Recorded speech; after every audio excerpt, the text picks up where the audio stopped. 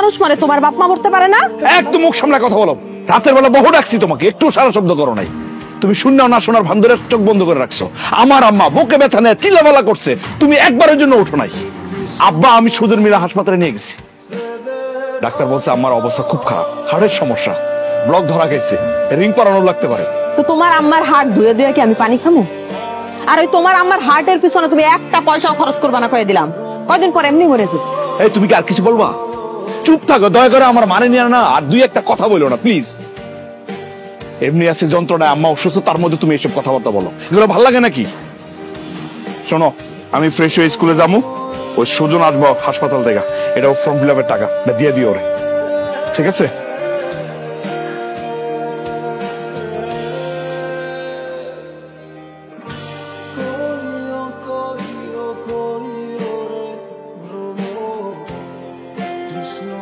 সুজন খারাপ খারাপ খারাপ, তুই আইসিস খুব ভালো হয়েছে। শোন, তুই বাড়িতে যা, বাড়িতে গিয়া দুপুরের আর রাতের খাবার নিয়ে যাবি হাসপাতালে, ঠিক আছে? তা না হয় গেলাম ভাই, আজকে আমার ফর্ম ফিল আপের লাস্ট ডেট। আর সেটা আমার মাথায় আছে তো, হ্যাঁ আমার মনে আছে। তোর জন্য তো বাড়িতে আমি অপেক্ষা করতেছিলাম, তুই তো আইতে লেট করলি, সেই জন্য তোর ভাবির কাছে টাকা দিয়ে আইছি। তুই এখন বাড়িতে যাবি, গিয়ে তোর ভাবির কাছে টাকা নিয়ে সোজা কলেজে ফর্ম ফিল আপ শেষ কইরা দৌড়ে বাড়িতে আসবি। এর মধ্যে তোর ভাবি রান্না বান্না শেষ করবো, সেই রান্না বান্না নিয়ে হাসপাতালে যাবি, ঠিক আছে? ঠিক আছে ভাই, যা যা যা, তাড়াতাড়ি যা, দেরি করিস না। ঠিক আছে।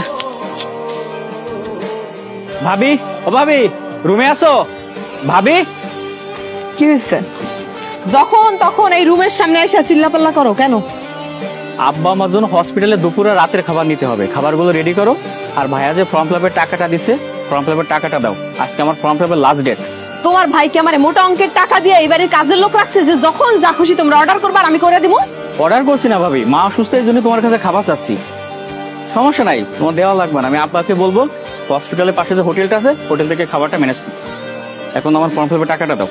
তুমি কি ফর্ম ফিল আপ করবা নাকি সেই টাকা দিয়ে নেশা করতে চাও? কি কারণে? ভাবি তুমি ভালো করে জানো আমি নেশা করি না, আজকে আমার ফর্ম ফিল আপের টাকাটা লাগবে। ফর্ম ফিল আপ না করতে পারলে অনেক বড় ক্ষতি হয়ে যাবে, প্লিজ ভাবি টাকাটা দাও। টাকাটা আমি খরচ করে ফেলছি, যাও এখন এখান থেকে, আমি দিতে পারবো না টাকা। প্লিজ ভাবি এমন করো না ভাবি, আমার টাকাগুলো আমার দরকার। ভাবি আরে বুঝতেছো না কেন? এখন আমি